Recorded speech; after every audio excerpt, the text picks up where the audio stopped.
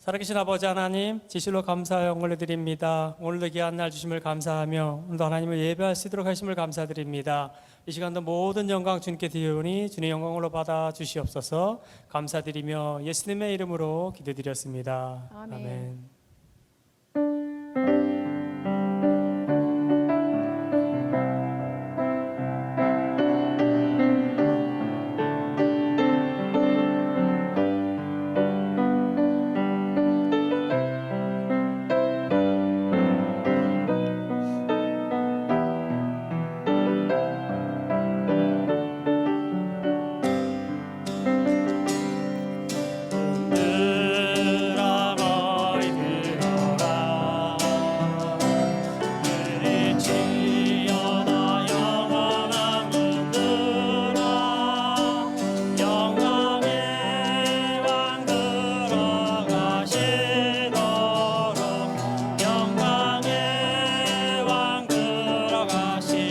문들아 머리 들어라.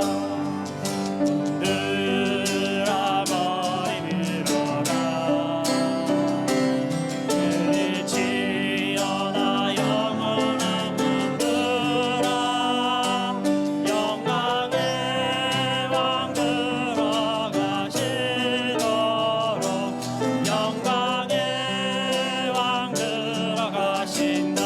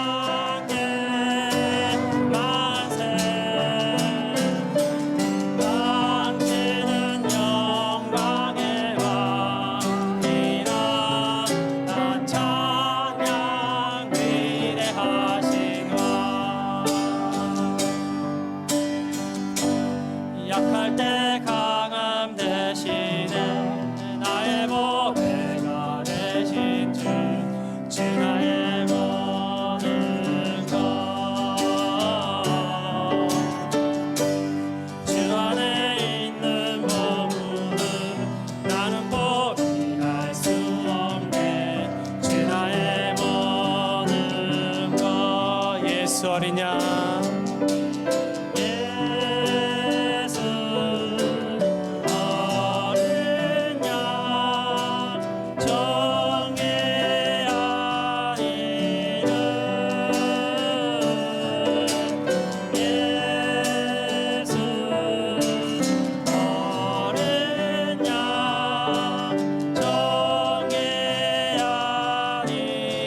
십자가 제사하셨네.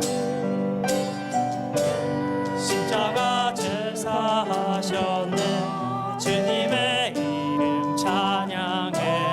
주 나의 모든 것. 쓰러진 나를 세우고 나의 빈자를 채우네. 주 나의 모든 것.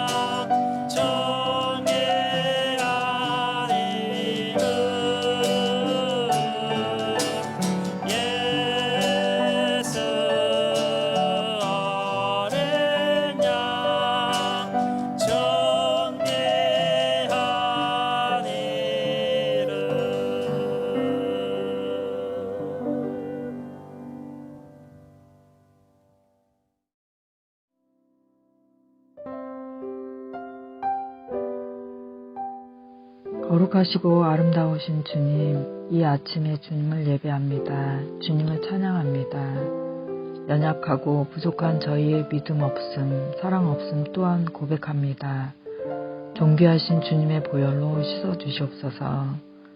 어두운 밤이 지나 동트는 새벽과 어김없이 주시는 아침의 태양빛처럼 주님이 가지신 섭리를 인정하고 순응합니다. 코로나라는 어둠의 긴 터널을 지나고 있습니다. 하루아침에 바뀌어버린 일상을 접하고 있습니다. 여기저기에서 들려오는 자연재해와 지진의 위험 앞에 두려움이 앞서는 너무도 연약한 나주는 인간일 뿐임을 고백합니다. 주님, 저희를 불쌍히 여겨 주시옵소서.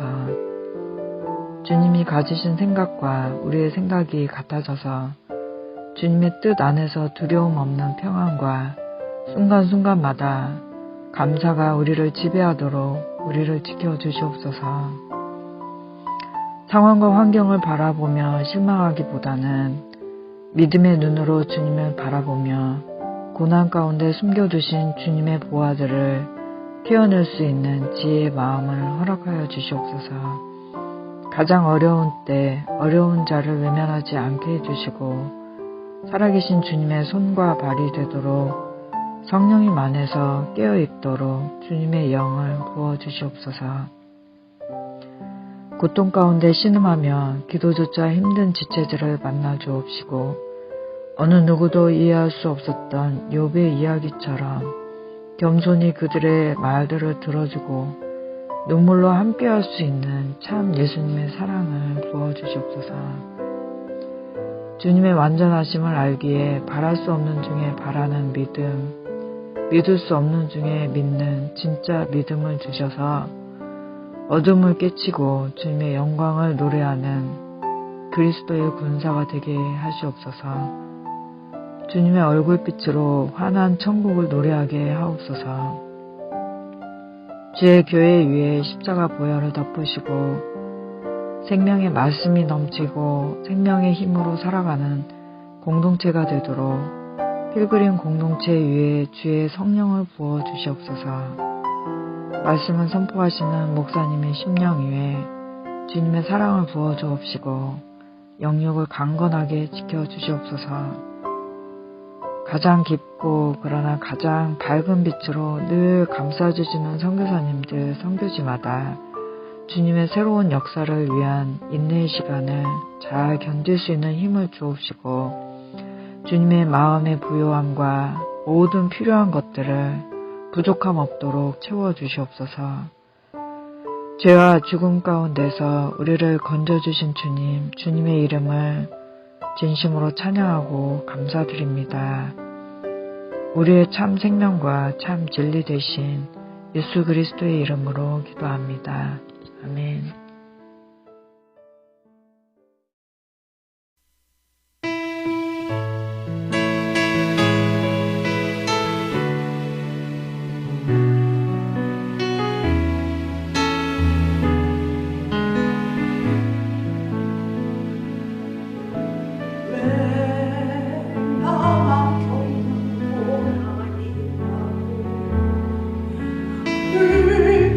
불평하지 마세요. 고난의 뒤편에 있는 주님이 주실 축복 미리 보면서 감사하세요. 너무 견디기 힘든 지금 이 순간에도 주님이 일하고 계시잖아요. 나는 지쳐 앉아있을지라도 당신만을 일어서세요. 힘을 내세요. 힘을 내세요.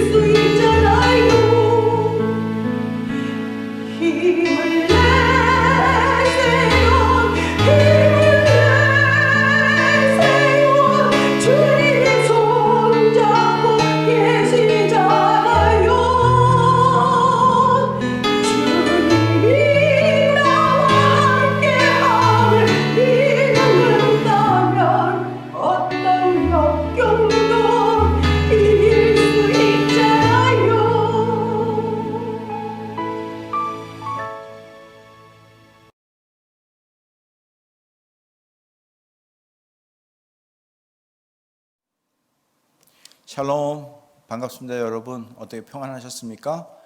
예, 어제 그저께는 많이 놀라셨죠? 지진이 났죠. 그런데 진원지가 저희 동네예요. 엘몬테, 사우스 엘몬테인데 저 무척 놀랐습니다. 예, 막 그 책장에 책이 떨어졌고요. 저는 옛날 놀스레지 지진 생각하면서 야 이거 반드시 여진이 오겠구나. 이건 보통 지진이 아니다. 긴장했는데 진원지가 사우스 엘몬테 저희 동네라는 거 알고 진원지가 저희 동네에서 이 정도면은 이건 약한 지진이다. 그냥 산발성 지진이라 더 이상 오지 않겠다, 위험하지 않겠다. 해서 오히려 편하게 잠을 잤습니다. 주변 사람들은 막 집에 그 늦은 시간에 전화도 오고 카톡도 오고 괜찮냐고 하는데 뭐 이 정도면은 진원지가 이 정도면 위험하지 않으니까 우리 다들 잠 자자 안녕히 주무십시오라고 했는데 우리가 살다 보면 때로는 당황할 일도 있고요. 정말 여러 가지 어려운 일이 있는데 그때마다 우리가 평정을 잃지 않고 살아가야 되는 또 지혜가 있어야 되지 않을까 생각을 해봅니다.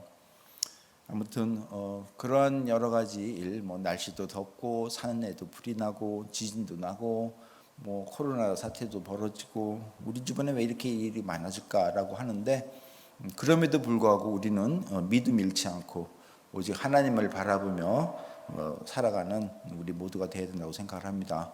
예, 화이팅입니다. 예, 오늘 말씀 보도록 하겠습니다.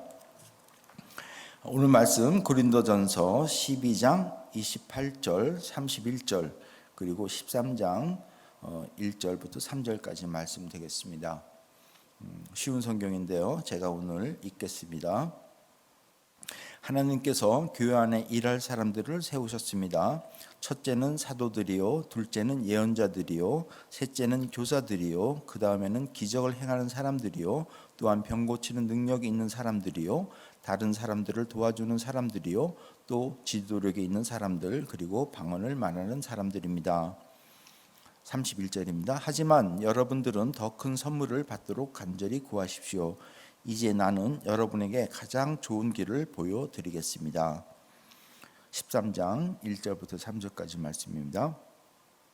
내가 사람의 방언과 천사의 말을 하더라도 내게 사랑이 없다면 나는 울리는 종과 시끄러운 괭과리와 다를 게 없습니다. 내가 예언하는 선물을 받고 모든 비밀과 모든 지식을 헤아리고 또 산을 옮길 만한 믿음을 가지고 있다 하더라도 내게 사랑이 없다면 나는 아무것도 아닙니다. 내가 내 모든 재산을 나누어 주고 내 몸을 불사르게 내어준다 하더라도 사랑이 없으면 내가 얻는 것은 아무것도 없습니다. 아멘. 네, 오늘 제목은 사랑입니다. 오늘 주제가 사랑이죠.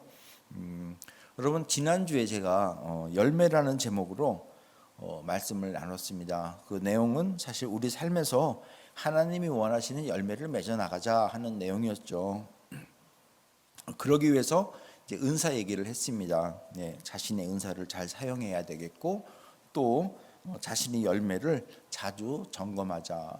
그래서 자신이 지금 맺어가고 있는 열매가 나쁜 열매인지 좋은 열매인지 점검할 필요가 있다 그랬습니다. 또 은사를 잘못 사용하면 이 나쁜 열매, 또 엉뚱한 열매, 또 하나님이 싫어하는 열매가 열리게 되는 경우가 있다고 하면서 우리는 은사를 잘 사용해야 되겠다라는 말씀도 나눴습니다. 하나님께서는 그분의 뜻을 이루기 위해서 우리에게 각자의 필요한 도구를 주셨죠. 무료로 주셨죠. 선물이라고 하죠. 이것이 바로 은사다라고 제가 설명을 드렸습니다. 일반적으로 우리는 물건을 고치든지 또 필요한 것을 만들 때는 그 필요한 도구, 연장이 필요합니다. 예를 들면 음식을 만들려면 재료가 필요하고요. 그 다음에 그릇 그리고 거기에 따른 주방 기구가 필요하죠. 근데 만약에 그러한 기구나 그릇이나 주방 기구가 없으면 우리는 사러 가야 됩니다. 사와야지 내가 필요한 음식을 만들 수가 있습니다. 또 가구를 만들거나 어떤 물건을 고치거나 하려면은 뭐 톱이나 망치나 스크루드라이버나 또 다른 연장들이 필요합니다. 하수구가 막혔을 때도 그것을 뚫는 툴이 필요하죠. 어쨌든 그러한 도구나 툴이 없으면 역시 마찬가지로 하드웨어 스토어에 가서 그 연장을 필요한 것을 사게 됩니다. 그런데 하나님께서는 그 하나님 나라를 세우기 위해서 우리에게 필요한 것들을 공짜로 주셨죠. 선물입니다. 영어로는 기프트라고 하고 우리말로는 은사라고 표현합니다. 일반적으로 선물, 즉 기프트는 주는 사람이 이 받는 사람을 생각하면서 그에게 필요한 것을 공짜로 주는데, 중요한 것은 그 선물 받은 사람이 그 선물을 잘 사용해야 한다는 것이죠. 물론 선물을 받았다면 그 받은 사람이 선물에 대한 소유주니까 자기 멋대로 사용하는 것은 뭐라고 할 수가 없습니다. 하지만 준 사람의 의도와는 다르게 전혀 엉뚱한 곳에 그 선물을 사용한다면 사실 준 사람의 마음은 결코 편하지가 않을 겁니다. 기분이 별로 안 좋겠죠. 예를 들어서 요리를 좋아하는 사람에게 아주 정말 좋은 칼을 하나 선물을 했습니다. 뭐 세트로 선물을 했다고 칩시다. 그런데 그 사람이 그 칼을 요리로 사용하는 것이 아니라 너무 좋은 거예요. 잘 들고 튼튼하고 강하고. 그러니까 그 사람이 갑자기 정원에 있는 나무 가지를 치는데 그 칼을 사용한다면 이 선물한 사람이 상당히 기분이 좀 묘하지 않을까 하는 생각이 드는 거죠. 그러면서 이런 생각을 해봤습니다. 만약에 그 선물한 사람이 왕이거나 절대자라면, 절대 권력을 가진 자라면 아마 그 선물을 다시 빼앗거나 아니면 그 사람을 불러서 야단을 치거나 아니면 다시는 그 사람에게 그런 선물을 하지 않을 것이라는 생각을 해봅니다. 하나님과 우리의 관계도 마찬가지라고 생각을 합니다. 그러므로 하나님께서 각자에게 주신 그 은사를 잘 발견하고 또 잘 사용하는 것이 필요하다는 것이죠.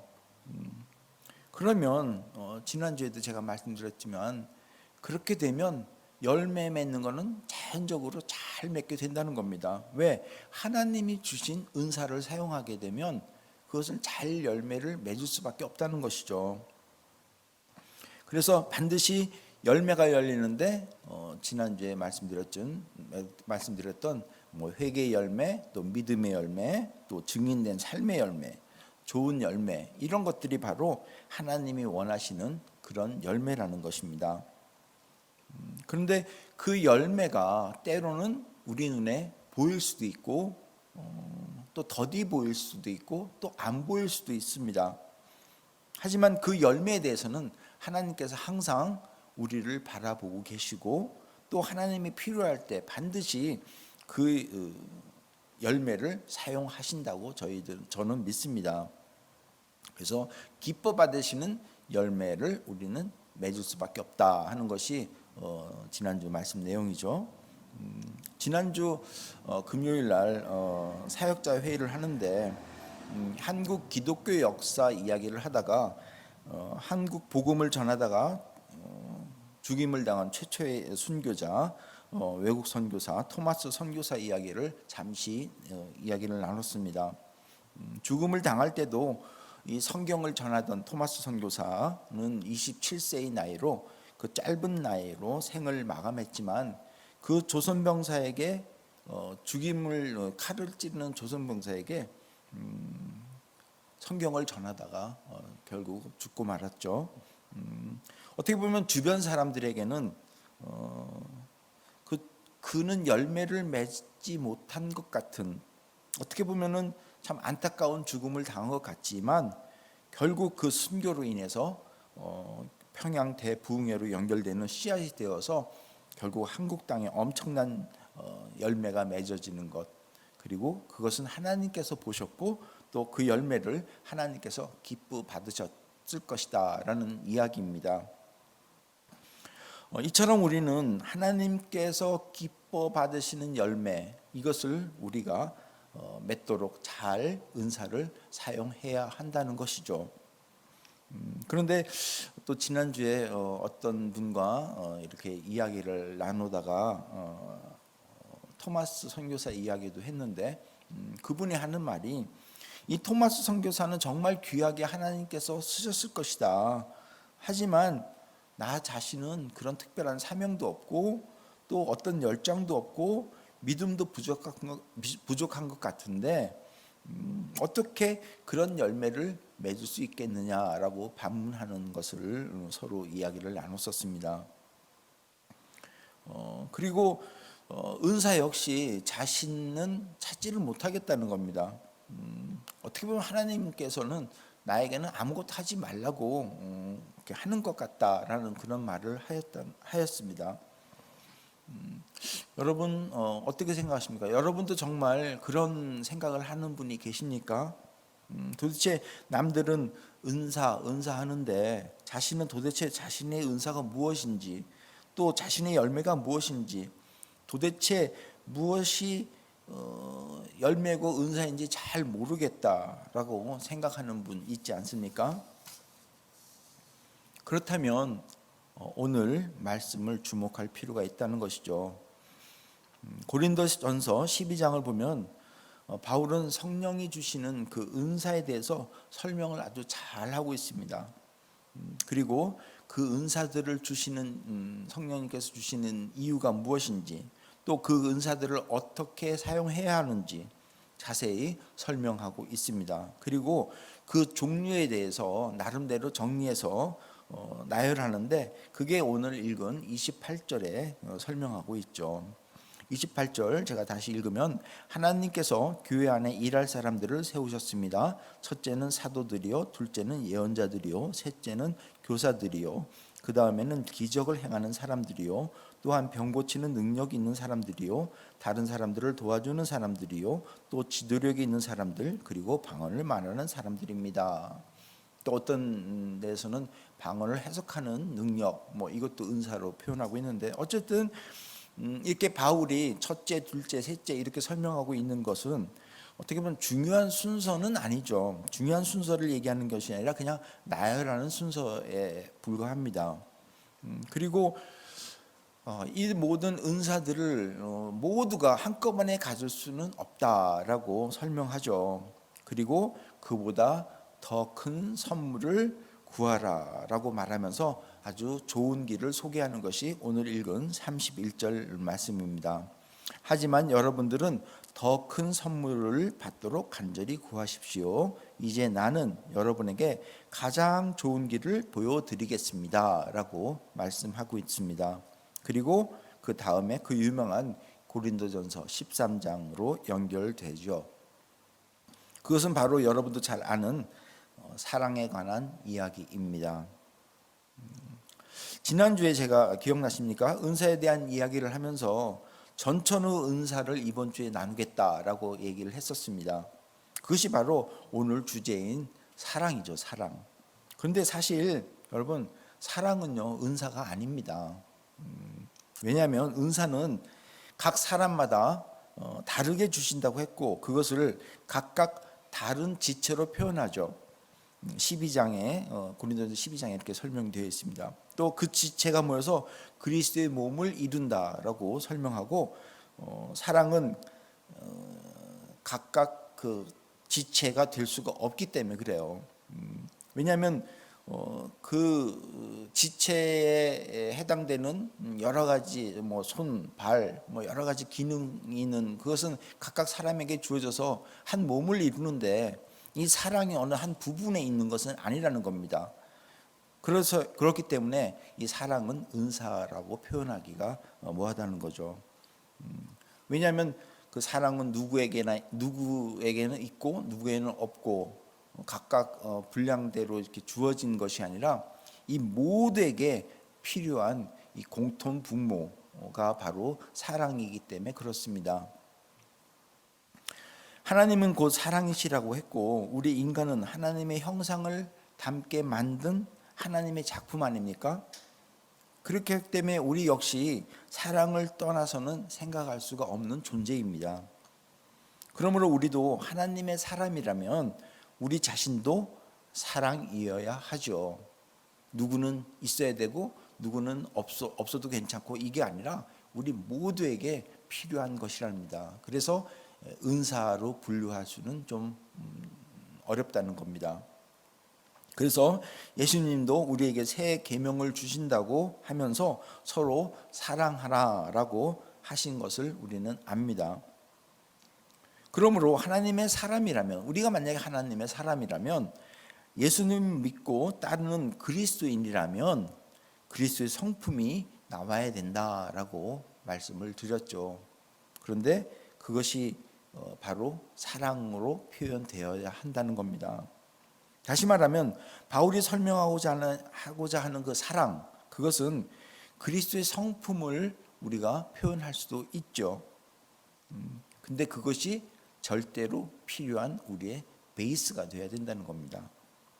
그러므로 냉정하게 말하면 그리스도의 몸을 이루기 위한 각각 다른 지체로 주신 선물인 은사로 분류할 수 있는 것이 아니라 누구에게는 주고 누구에게는 안 주고 그런 분류가 될 수 없으며 또 모두에게 가질 수 없다는 은사와 별개의 것이 돼야 된다는 것을 제가 말씀드리는 겁니다. 그래서 어떻게 보면 은사를 한 단계 뛰어넘은 그보다 더 좋은 가장 좋은 길이라는 거죠. 그래서 12장 31절 즉 고린도전서 12장 31절을 해석할 때 이 앞의 문장과 뒤의 문장을 같은 문장으로 보지 않고 서로 다른 문장으로 해석하는 이유가 바로 여기에 있기도 합니다. 아무튼 사랑은 그리스도의 성품을 나타나는데 절대 필요한 베이스임은 틀림이 없다는 것입니다.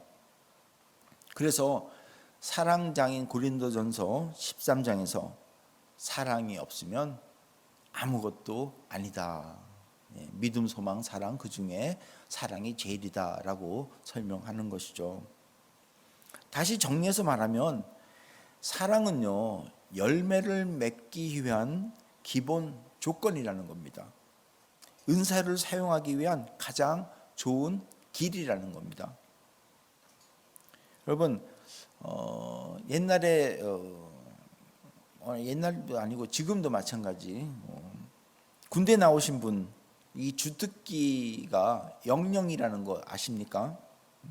그 군대에서 주특기를 받는데 병과를 받죠. 근데 영령이라는 그 숫자가 있습니다.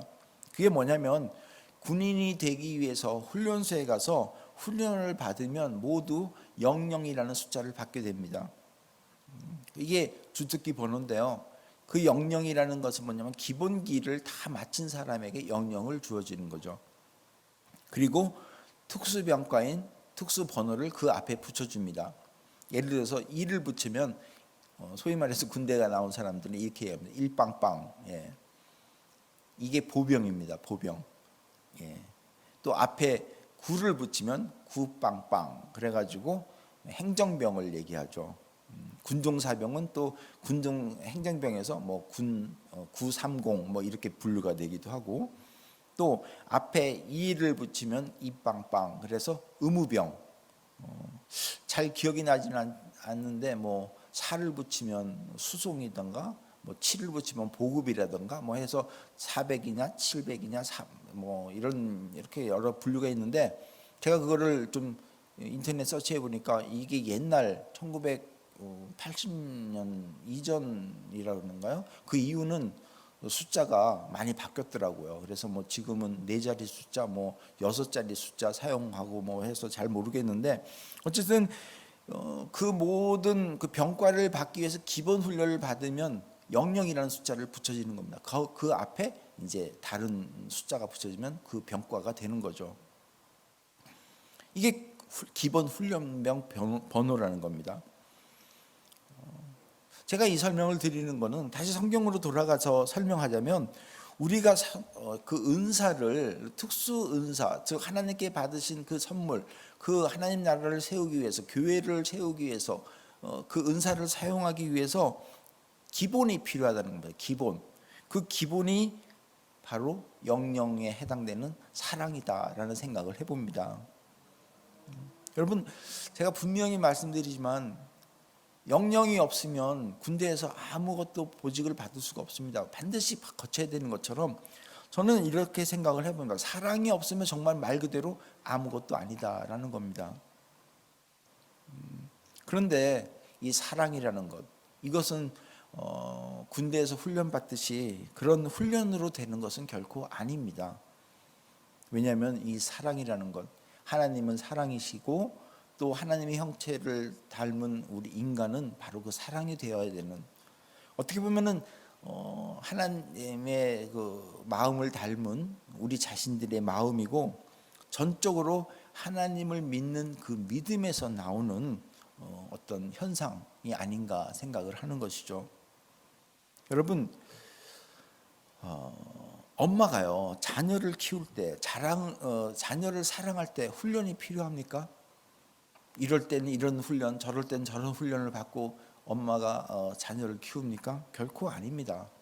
그것은 바로 자신이 낳은 자식이라고 믿고 그렇게 각인되어 있기 때문에 처음부터 사랑할 준비가 되어 있는 것이죠. 부모가 은사가 있어서 자녀들을 돌보는 것은 결코 아닙니다. 사랑의 힘이 있기 때문에 자녀를 위해 물불을 가리지 않고 뛰어들고 자신의 몸으로 막아내고 또 자신의 몸을 이용해 보호해주고 온 몸과 마음을 다해서 자녀를 돌봐준다는 것입니다. 이것이 바로 사랑이죠. 자신이 낳지 않은 자녀도 마찬가지입니다. 어댑트 한다 그러죠. 양자를 둡니다. 양녀를 둡니다. 이것은 바로 사랑하기로 마음을 먹고 비록 남이 낳은 아이지만 마치 내가 낳은 아이라고 믿고 그 아이를 자신이 낳은 아이처럼 생각하면 친자식이나 똑같은 모습으로 온몸을 다해서 사랑하고 온몸과 마음을 다해서 자녀를 돌본다는 것입니다. 훈련으로 되는 것이 아니죠. 이게 바로 성경에서 말하는 사랑이라는 겁니다. 정말 그렇게 입양한 자녀를 끝까지 사랑으로 돌봐주는 그 부모의 모습은 정말 참으로 아름답습니다. 결코 은사가 있어서 그러는 것은 아니죠. 그것이 바로 성경에서 말하는 사랑 아니겠습니까? 그렇기 때문에 우리는 그 사랑에 대해서 좀 더 깊게 생각할 필요가 있다고 생각합니다. 지금 사도 바울은 이 교회를 바르게 세우기 위해서 은사 이야기를 자세히 설명하는 것을 봅니다. 그런데 교회를 세우기 위해서 은사 이야기를 하다가 왜 사랑 이야기로 전환되는가? 이걸 생각해 보자는 겁니다. 왜냐하면 아까 잠시 제가 말씀드렸지만 그 모든 것들을 이루기 위해서 그 은사들을 온전히 사용하기 위해서 절대적으로 필요한 것이 바로 베이직으로 사랑이 필요하기 때문에 그렇다는 것을 제가 말씀드리는 겁니다. 그 사랑이 없으면 말 그대로 아무 필요가 없다는 것입니다. 사실 그 당시 고린도 교회는 많은 문제점이 노출되고 있었죠. 언제 기회 되면 그 문제가 무엇인지 한번 또 다뤄볼 필요가 있지만 어쨌든 그 문제가 많은 그 고린도 교회, 어떻게 보면 고린도 교회는 사도 바울이 가장 애착이 가는 교회라고 생각할 수가 있습니다. 왜냐하면 이 발견되지 않는 눈물의 편지라는 게 있어요. 사도행전에 보면 이 눈물의 편지를 보냈다고 하는데 이 발견되지를 않았습니다. 어쨌든 그 눈물의 편지까지 포함해서 사도 바울의 그 서신 중에서는 이 고린도 전후서 이 편지가 제일 긴 편지이기 때문에 그래요. 그만큼 사도 바울은 고린도 교회에 대해서 애착을 많이 가졌습니다. 그런데 그 바울이 지금 이 교회를 바로 세우기 위해서 이 사랑 이야기를 하고 있는 것이죠. 여러분, 제가 묻습니다. 정말로 하나님의 선물을 받고 잘 사용하고 좋은 열매를 맺고 싶으십니까? 그러면 사랑하는 마음이 절대적으로 필요하고 사랑하는 마음을 가져야 합니다. 어떻게 갔습니까? 라고 질문합니다. 글쎄요, 어떻게 가져야 할까요? 간단합니다. 가족처럼 생각하면 됩니다. 내 이웃을 내 몸같이 사랑하라고 했는데 모든 사람들, 내 대상을 가족처럼 생각하면 됩니다. 그런데 반면에 어떻게 가족이 됩니까? 라고 생각하는 질문하는 분이 있어요. 가족입니다. 여러분, 우리는 하나님을 온전히 믿는다고 고백합니다. 정말입니까? 그렇다면 하나님이 어떤 마음을 가지고 계십니까? 하나님께서는 우리 모두를 자녀 삼으시기를 원하지 않으십니까? 원하시죠. 그래서 그 잃어버린 자녀를 되찾기 위해서 예수 그리스도 이 땅에 보내신 것 아니겠습니까? 우리는 이것을 부인하는 사람은 아무도 없습니다. 그렇다면 하나님이 사랑하는 이 세상 사람들은 지구라는 그 지붕 아래 하나님을 아버지로 모시는 같은 가족이죠. 여러분, 육적으로 우리 부모님은 각각 다를지 모르지만 영적으로는 하나님을 아버지로 모시는 우리 한 형제, 자매, 한 가족이라는 것이죠. 이것을 믿는 믿음이 바로 하나님을 믿는 믿음 아니겠습니까? 그렇다면 우리 주변에 있는 사람들을 향해서 만약에 그들이 하나님의 자녀라고 생각한다면 그들은 당연히 우리 가족이죠. 우리 가족이 되는 겁니다. 그러니 가족으로 생각해야죠. 어떻게 하냐고요? 믿음이죠. 한 가족이라면 서로를 세워주고 격려하고 함께하는 마음이 있게 되는 것이죠. 그것이 그리스도 안에서 사랑을 나누는 것 아니겠습니까? 내가 그 사람을 사랑하는지 안 하는지, 가족으로 생각하는지 안 하는지 아는 방법이 있습니다. 무슨 일이 생길 때 내가 그 사람에 대해서 어떤 말을 하는지 점검하면 알 수가 있습니다. 여러분, 이 가족은요, 되게 감싸줍니다. 무슨 문제가 생기면 혹시 그가 다치지 않을까, 혹 그가 잘못이 있다 하더라도 그가 그것 때문에 남들에게 공격받지 않을까, 오히려 내가 다치는 한이 있더라도 그를 보호해 주는 것이 본능입니다. 가족에 대한 본능이죠. 지금 사실 한국에 연일 뉴스거리가 되고 있는 이 어느 장관이 그 자신의 아들을 보호해 주느라고 정신이 없습니다. 사실 그리스도 사랑은 아니지만 분명히 한 가족임은 틀림이 없다는 것을 보여주고 있는 한 면입니다.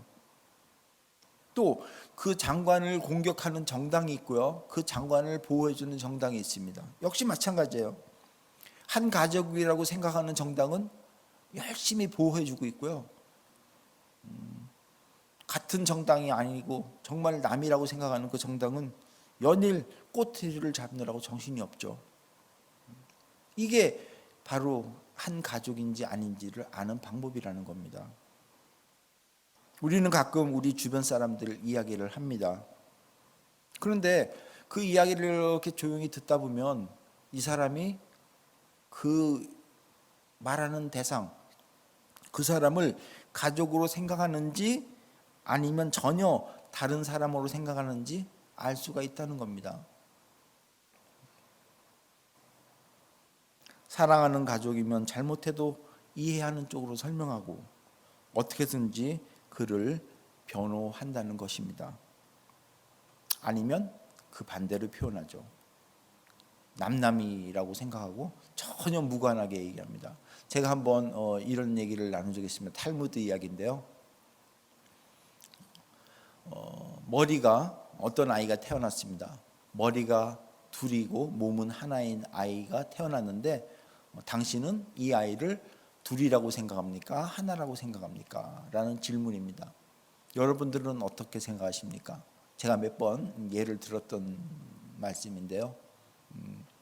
네, 정답은 이렇게 표현하고 있어요. 탈무드에서는 머리가 둘이고 몸이 하나인 아이가 태어났다. 그런데 이 아이의 한쪽 머리에 뜨거운 물을 부어봐라. 그러면 그 머리에 뜨거운 물을 부은 머리는 뜨거 하고 막 어쩔 줄 몰라 할 것이다. 그럴 때 그 다른 한쪽 머리가 희죽희죽 웃는다거나 왜 이렇게 뭐 난리법석이야 뭐 이렇게 얘기를 한다면 이거는 두 아이고, 만약에 다른 한쪽 머리가 같이 뜨거 왜 그 머리에 뜨거운 물을 붓습니까? 라고 따지거나 대들고 항의를 한다면 이 아이는 한 사람이다 라고 표현하는 것입니다. 마찬가지죠. 한 가족이 어떤 고통을 당하거나 어떤 어려움을 당할 때 그거는 I don't care. 그리고 그럴 수가 있어. 어떻게 정말 그거는 잘못이야. 그리고 이웃에게 가서 세상에 이런 사람이 있는데 세상에 이게 말이 될 법이야? 라고 항의한다거나, 아니면 보호하는 척하면서 세상에 그 사람이 있지, 이러는데 참 많이 어려운가 봐 라고 하면 돼. 알고 들어보면 그 사람이 잘못한 걸 다 이렇게 드러내면서 상대방에게 전하는. 가족이면 절대 그런 얘기 안 합니다. 혹시 누가 들을까 봐, 혹시 누가 공격할까 봐. 그리고 그 상처받은 사람, 또 실수한 사람, 또 잘못한 사람을 찾아가서 다시는 그러지 마라. 그리고 이거는 정말 실수니까 내가 이해한다. 그리고 다른 사람은 무슨 얘기 나면 그건 실수야. 그건 그 사람이 본의가 아니야 라고 변호해 준다는 겁니다. 여러분, 성경은 말합니다. 아무리 믿음이 좋고 성품이 좋아 보여도 사랑이 없으면 아무것도 아니라고 말하는 겁니다. 오늘 읽은 13장 1절, 2절, 3절 많이 읽은 내용입니다. 내가 사람의 방언과 천사의 말을 하더라도 내게 사랑이 없다면 나는 울리는 종과 시끄러운 꽹과리와 다를 게 없습니다. 내가 예언을 하고 예언하는 선물을 받고 모든 비밀과 모든 지식을 헤아리고 또 산을 옮길 만한 믿음을 가지고 있다 하더라도 내게 사랑이 없다면 나는 아무것도 아닙니다. 내가 내 모든 재산을 나누어 주고 내 몸을 불사르게 내어준다 하더라도 사랑이 없으면 내가 얻는 것은 아무것도 없습니다. 아무리 선행을 베풀고 아무리 세상에서 내 자신을 나눠준다 하더라도 그거는 사랑이 없다면 하늘의 재물을 쌓는 것이 아니라는 겁니다. 내가 얻을 것이 아무것도 없다는 겁니다. 여러분, 우리는 반드시 하나님이 원하시는 열매를 맺어 나가야 할 것입니다. 비록 그 열매의 형태를 볼 수 없어도, 또 그 열매를 맺어지는지 알지는 못해도 그 과정에서 하나님께서는 우리를 보고 계신다는 것, 모두 보고 계신다는 것. 그러므로 우리가 사랑으로 어떤 일을 해나가는지는 하나님이 아신다는 겁니다. 열매는 하나님께서 거두는 것입니다. 우리는 그 나무로서 충실히 뿌리받고 자라면 되는 겁니다. 그런데 그 뿌리가 사랑이라는 땅에서 자라야 한다는 것, 베이직으로 사랑이 있어야 된다는 것, 결코 잊어서는 안 될 것입니다. 어떤 은사보다 제일 좋은 길, 그것은 바로 사랑이라는 겁니다. 어떤 은사를 베푼다 하더라도 사랑이 없으면 아무것도 아니라는 겁니다. 우리 모두 그 사랑 안에 살면서 딴 길로 가지 않는, 그리고 풍성한 하나님의 열매를 맺어가는 우리 모두가 되기를 예수 그리스도의 이름으로 부탁드리며 축원합니다. 기도하시겠습니다. 아버지 하나님 감사합니다. 지난주 은사와 함께 열매에 대해서 설명을 했고 또 이번 주 바울이 그렇게 강조하는 사랑에 대해서 저희들 생각해 봤습니다. 그렇습니다. 주님께서 이 아름다운 교회를 이루기 위해서 그 주님께서 그 몸의 모든 것들을 이루기 위해서 각자에게 아름다운 은사를 주셨는데 그 은사를 행하기 이전에 우리의 베이직인 그 사랑을 우리 몸에 품고 자랄 수 있도록 인도하여 주시옵소서. 사랑이 아니면 아무것도 아니라는 그 말씀을 우리가 각인하고 생각하며 믿음으로 온 세상 사람들을 가족으로 생각하고 그 온전한 사랑을 베풀 수 있는 우리 모두가 되도록 인도하시고 축복하여 주시옵소서. 그래서 주님의 나라를 이루는데 결코 부족하지 않는, 그리고 주님의 나라를 이루는데 아름다운 열매를 맺어가는 우리 모두가 되도록 인도하여 주시옵소서. 감사드리며 예수님 이름으로 기도드리옵나이다. 아멘.